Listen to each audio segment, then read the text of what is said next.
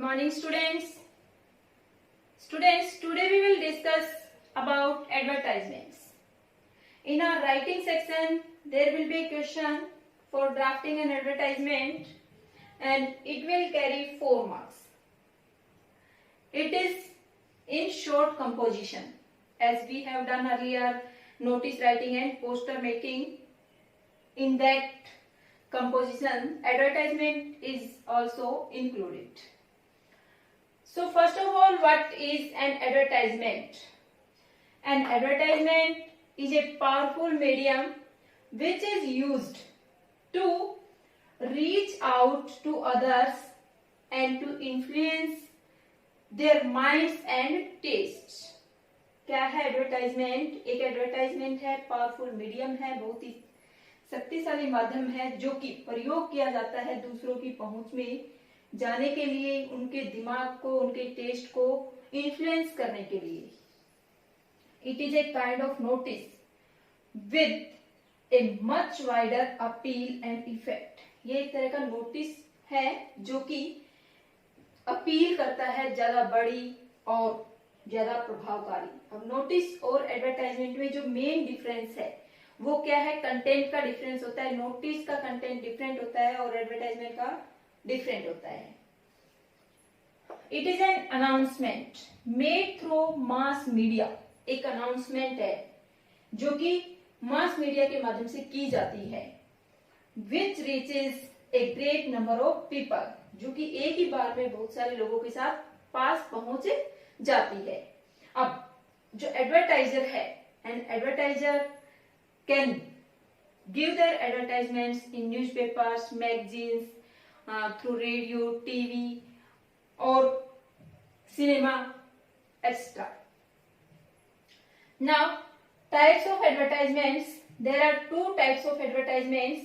Number 1 is classified advertisements and number 2 is commercial or display advertisements. अब students, classified advertisements क्या है और display advertisements क्या है? डिफरेंट है दोनों में, इसलिए मैंने दोनों को साथ लिखा है. करेंगे अलग अलग. Classified. The objective of these advertisements is to convey more while paying less. क्या है जो ऑब्जेक्टिव है, जो उद्देश्य है इन एडवर्टाइजमेंट्स का? किसका? क्लासिफाइड एडवर्टाइजमेंट्स का. वो क्या है? इज टू कन्वे मोर, ज्यादा बताना, ज्यादा मैसेज देना, ज्यादा विस्तार पूर्वक किसी चीज का वर्णन करा. वाइल पेइंग लेस, जब कम पे कर रहे हो. क्यों? क्योंकि जब भी कोई एडवर्टाइजमेंट हम देते हैं न्यूज़पेपर में या कहीं पर भी, तो पर वर्ड उसका चार्ज किया जाता है. इसलिए क्या है ये? कन्वे मोर व्हाइल पेइंग लेस, यानी कि कम से कम वर्ड्स में लिखेंगे.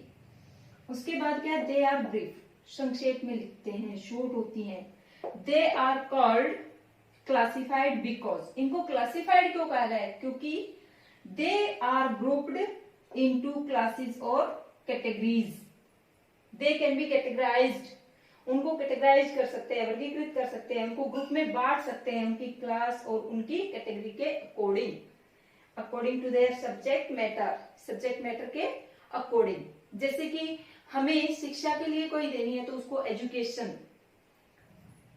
के कैटेगरी में रखेंगे.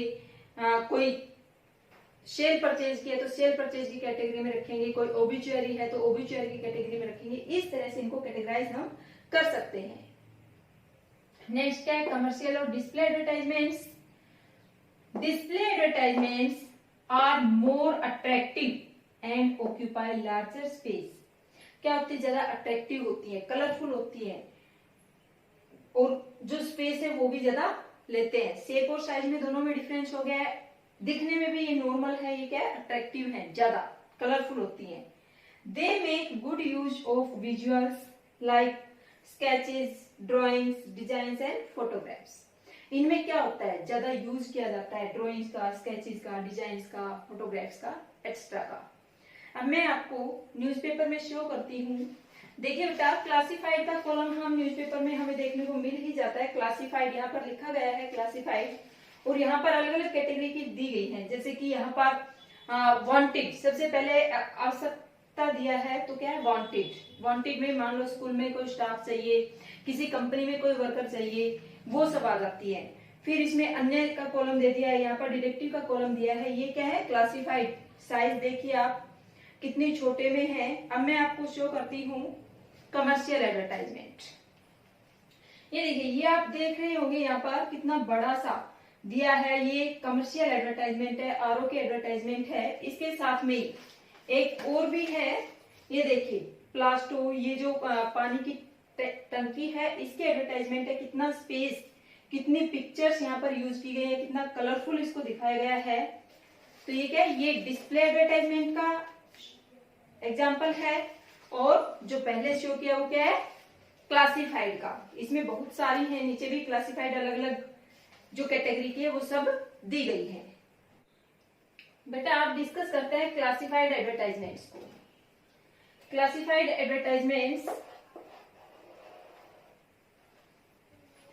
क्या है? पहले guidelines for drafting classified advertisements. कौन कौन सी बातें हमें ध्यान रखनी है जब हम क्लासिफाइड एडवर्टाइजमेंट्स ड्राफ्ट कर रहे हैं। They should always be drafted in such a way that they attract the readers to go through them. इस तरह से हम ड्राफ्ट करें, इस तरह से एडवर्टाइजमेंट बनाएं कितनी अट्रैक्टिव हो कि जो रीडर हैं उनको अपनी तरफ आकर्षित करे। नेक्स्ट क्या है? They should always B meaningful and interesting. क्या हो? मीनिंगफुल हो, इंटरेस्टिंग हो, so that they can attract the reader, the attention of the readers, ताकि वो रीडर्स की अटेंशन को अट्रैक्ट कर सके। क्या होनी चाहिए? मीनिंगफुल होनी चाहिए, इंटरेस्टिंग होनी चाहिए। Next, they should always be brief and to the point. हमेशा ब्रीफ हो, टू द पॉइंट हो। नेक्स्ट है, they should always have simple and effective language. उनकी जो लैंग्वेज है वो सिंपल होनी चाहिए, इफेक्टिव होनी चाहिए। उसके बाद the name of the advertiser and the advertised product, की जो एडवर्टाइजमेंट देने वाला है उसका और जिस भी प्रोडक्ट की एडवर्टाइजमेंट की है उनके जो नाम है शुड बी सुटेबली हाईलाइटेड। तो उनको बड़े अच्छे से हाईलाइट किया जाना चाहिए। ये क्या है? Guidelines for drafting classified advertisements. एक तो क्या रीडर्स के अटेंशन को आकर्षित करने वाली हो, अट्रैक्ट करने वाली हो, मीनिंगफुल हो, इंटरेस्टिंग हो ताकि देखने वाले को अच्छा लगे। उसके बाद क्या है? ब्रीफ होनी चाहिए, टू द पॉइंट होनी चाहिए, जो लैंग्वेज है वो सिंपल होनी चाहिए, इफेक्टिव होनी चाहिए और एडवर्टाइजर का और एडवर्टाइज प्रोडक्ट का नेम हाईलाइटेड होना चाहिए। अब हम डिस्कस करते हैं types of classified advertisements. Classified advertisements के टाइप कौन कौन से हैं? क्योंकि क्लासिफाइड हैं, ग्रुप्ड हैं, अलग अलग हेडिंग्स में इसको बांटा गया है। सबसे फर्स्ट क्या है? सिचुएशन, वेकेंट और वांटेड। ये हम कब देते हैं? जब कहीं पर कोई पोस्ट खाली होती है, मान लो स्कूल में, कॉलेज में, कंपनी में, कहीं पर भी, तो सिचुएशन, वेकेंट और सिर्फ वांटेड करके भी लिख देते हैं। और मान लो आपको भी कोई जॉब चाहिए तो आप अपनी क्वालिफिकेशन बता करके वहां पर कह सकते हो सिचुएशन वांटेड। ठीक है। नेक्स्ट है सेल परचेज, कुछ खरीदने के लिए, कुछ बेचने के लिए। इसमें क्या क्या हो सकते हैं? प्रॉपर्टी की सेल परचेज के लिए हो सकता है, व्हीकल के लिए, प्रॉपर्टी में आप बताएंगे कि फ्लैट है, 2 BHK है, हाँ विला है, घर है, प्लॉट है, क्या है, इस तरह से आप डिटेल देंगे उसमें।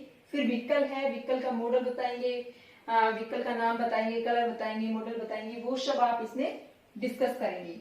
उसके बाद क्या है? हाउस होल्ड गुड्स, कि घर की कोई भी चीज आप जो सेल करना चाहते हो, परचेज करना चाहते हो। परचेज में आप बताएंगे किस तरह की चाहिए, सेल में आप बताएंगे आपके पास किस तरह की चीज है, क्या आप कॉस्ट मांगते हैं, कहाँ कॉन्टेक्ट करना है, ये सब चीजें आप इसमें लिखेंगे। उसके बाद है to late.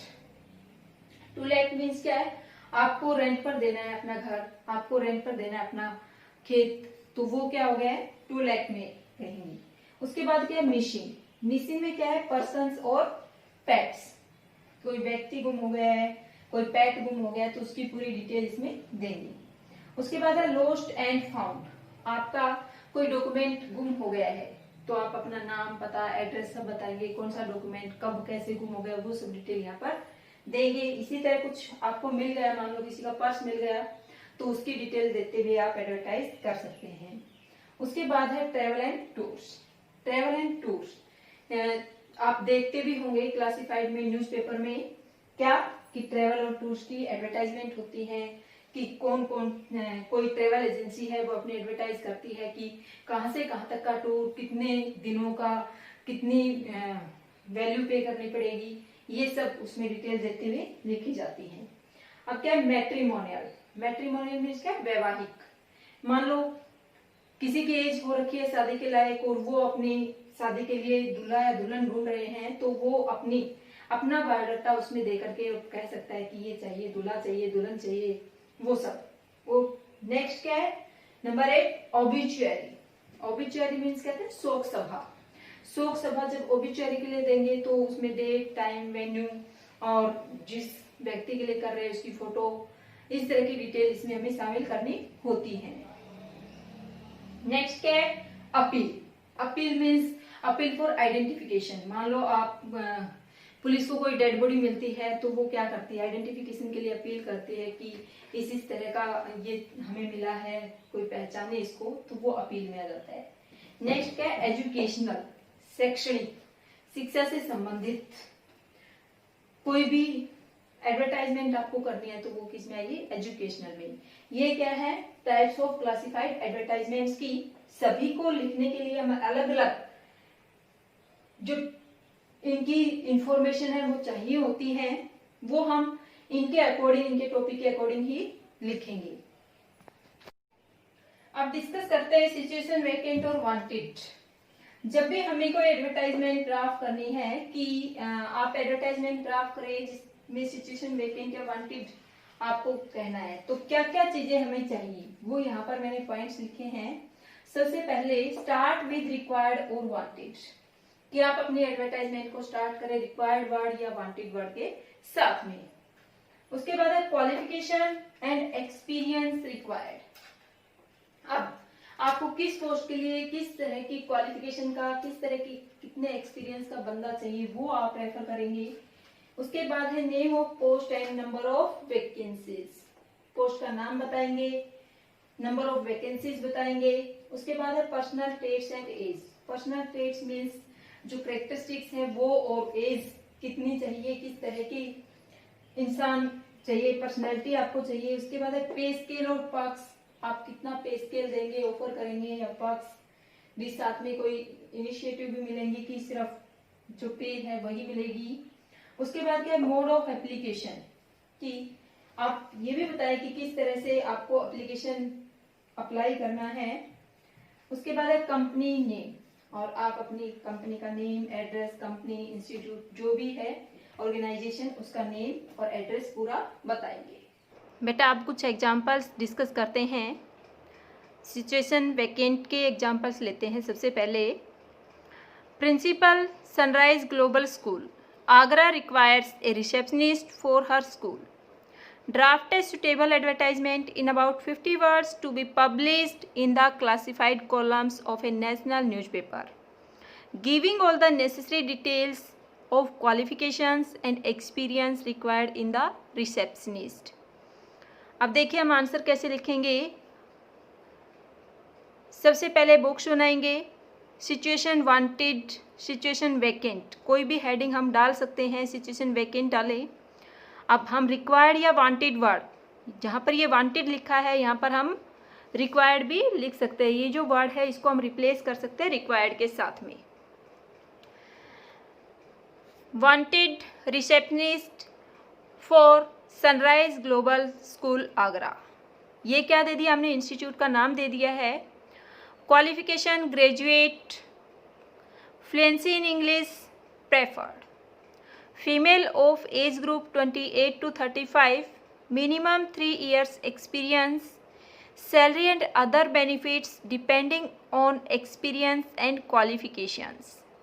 Apply with complete biodata before 25th of this month to the administrative officer of the school. और फ़ोन नंबर, इस तरह से आपको 2-3 डिजिट लिख के फिर क्रॉस लगा देने हैं। एक एडवर्टाइजमेंट कंप्लीट हो गई। अब दूसरी डिस्कस करते हैं। You are Karan Karuna of M114 Mall Road, Delhi. You are civil engineer and have recently returned from UAE, United Arab Emirates. You are looking for a suitable job in India. Draft an advertisement for the same.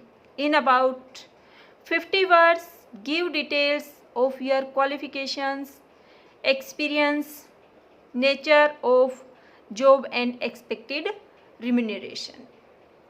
अब बेटा देखिए, इसमें हम situation wanted ही लिखेंगे, ठीक है। Situations wanted क्या है? सबसे पहले ए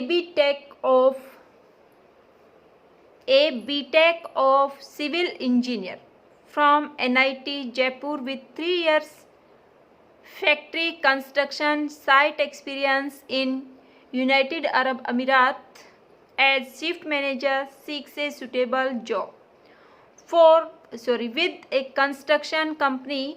Remuneration required is negotiable. Intending employers may contact me on email. ये ईमेल आप चेंज करके लिख सकते हैं, कोई भी बना सकते हैं, यहाँ पर जो लिखी है उसको ऑन माई मोबाइल नंबर में 2-3 डिजिट्स लिखे, उसके बाद क्रॉस लगाएं। नेक्स्ट है your school Aakash public school Agra needs a canteen manager on behalf of principal. Write an advertisement in about 50 words to be published in the classified columns of a local daily. Mention the educational and professional qualifications, other qualities required in the manager who to apply to, and last date for the receipt of applications.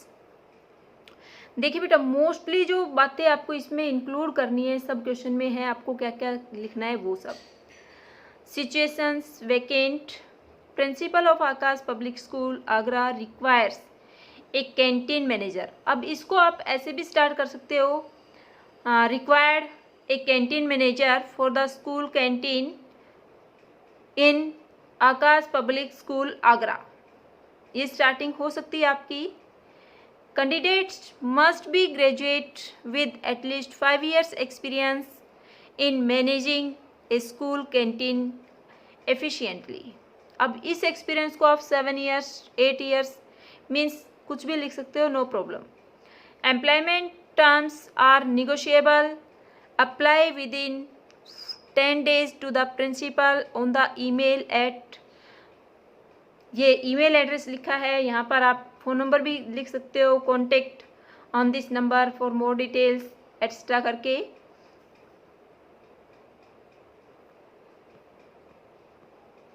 Students, we have discussed 3 examples, 2 for situation vacant and 1 for situation wanted. I hope it is clear to you. Thank you.